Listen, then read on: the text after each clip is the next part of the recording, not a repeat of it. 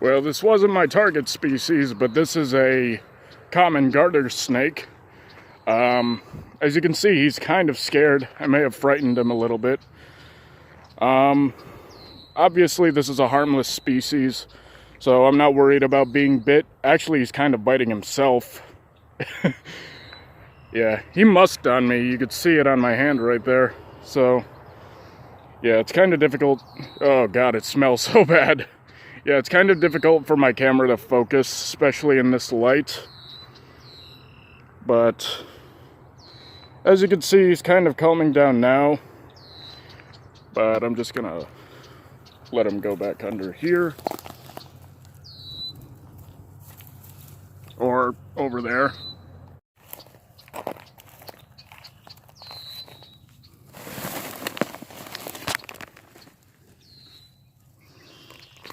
Here it is. This is the snake I was looking for.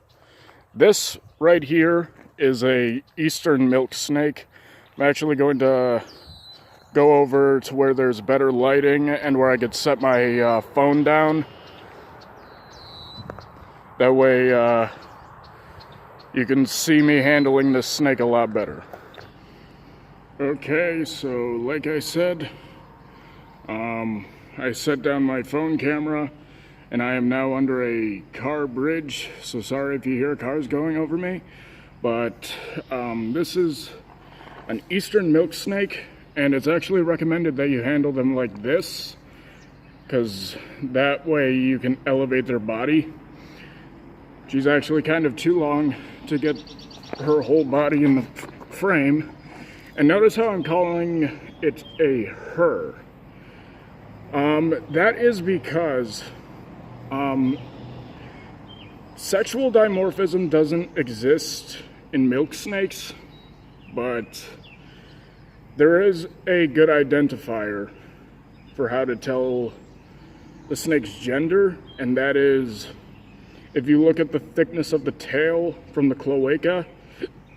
And females will typically have a shorter, stubbier, pointier tail, while males will have a tail thicker towards the tip. And so that's how I'm kind of able to identify that this is most likely a female. Now, she appears to be around 2 feet long. I'd have to say that's about average. They don't get very big, I mean, they can on occasion. Occasionally, females have been recorded, well, no, not females. Milk snakes in general have been recorded reaching up to 4 feet in length and about 1 inch in girth. I'd have to say she's about 1/2 inch in girth. Very skinny, slender snake. And as you can see, very docile snake as well.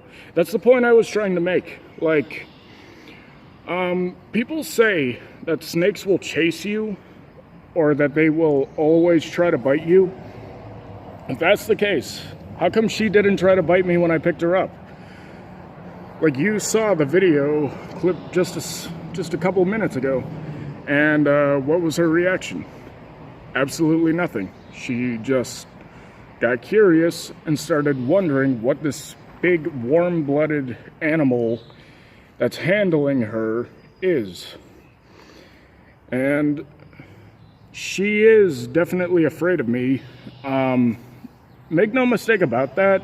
Snakes will always be terrified of humans, and that's actually why they bite and why they musk. She did not musk, though. The garter snake I caught, you definitely saw it musked on my hand. But she didn't. She's just completely chilled out. For that reason, it actually makes a pretty good pet, this snake. You can actually find milk snakes at pet stores. I'd have to say, in terms of temperament, they're about tied with the corn snake. And as well as their temperament, another thing they have in common with corn snakes is how well adaptive they are, how well they can adapt to new habitats, new enclosures and stuff like that. Now, I've never had a pet snake, but when I catch milk snakes, because I've caught, I'd have to say, like 4 of them so far. When I catch them, it's like handling a pet snake. That's how docile they are. Like, I did catch a baby one last year, and it did bite me. Once they get to adult size or even juvenile, then they just get completely chilled out and calm. Like, and even if they do bite you, they are not venomous. In fact, their teeth are really small, so it won't hurt, or usually won't even break the skin, really, for that matter. Now, see how curious she is. She's just wondering what's going on. And I always find that pretty adorable when it comes to snakes. How curious they are. Like, just naturally curious animals. Especially milk snakes. I know that I caught this one yesterday because if you look right about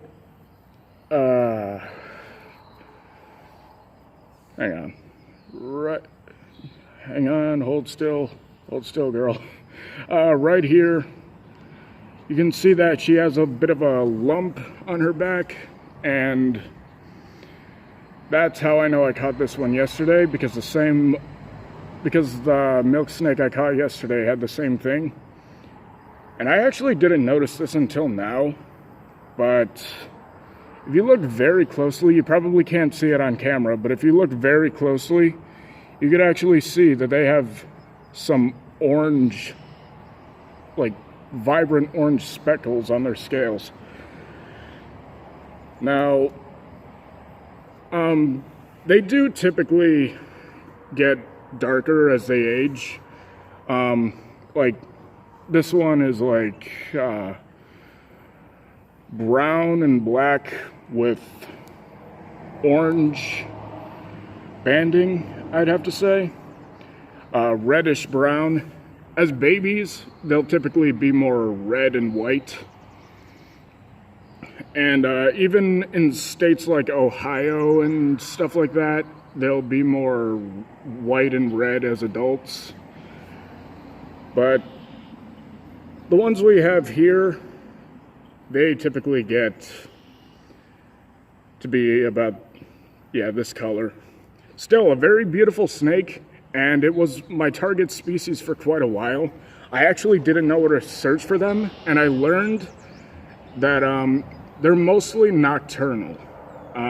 They may be more diurnal in the spring and fall, but they mostly prefer to be hidden during the day rather than sitting in the sun and soaking up the heat.